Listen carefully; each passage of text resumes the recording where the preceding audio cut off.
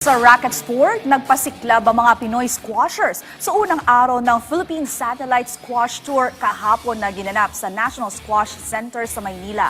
Para sa detalye, narito ang report ni teammate Paulo Salamati.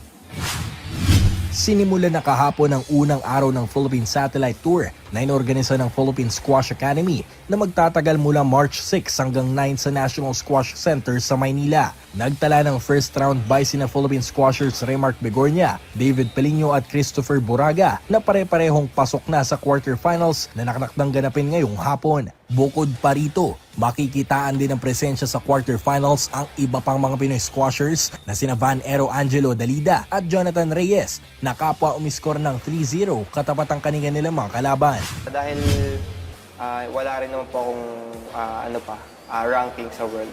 So parang gusto ko pong gawing opportunity to para mas yung experience sa mga makalaro ng iba't ibang players from other country, gawin ko pong opportunity para matuto sa kanila.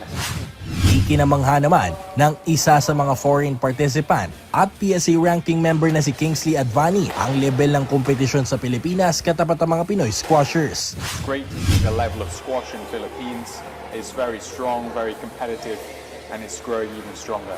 Ibinahagi naman ng kanilang foreign head coach at former world number 5 na si Wee Wern Lo kung gaano kalaking bagay para sa pambansang koponan ang pagkakaroon ng mga ganitong klaseng event.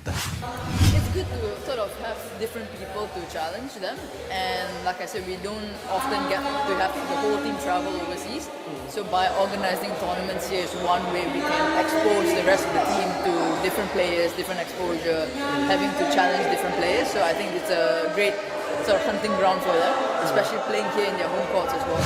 Ngayong araw nakataktang sumabak ang mga top squash players ng bansa na sina Jamaica Arribado at Mark Begornia na kanya-kanyang naghahangad na makuha ang kampyonato na makakatulong para sa kanila para mas lalo pa nilang mapataas ang kanilang mga PSA rankings. Paulo Salamatin para sa Atletang Pilipino para sa Bagong Pilipinas.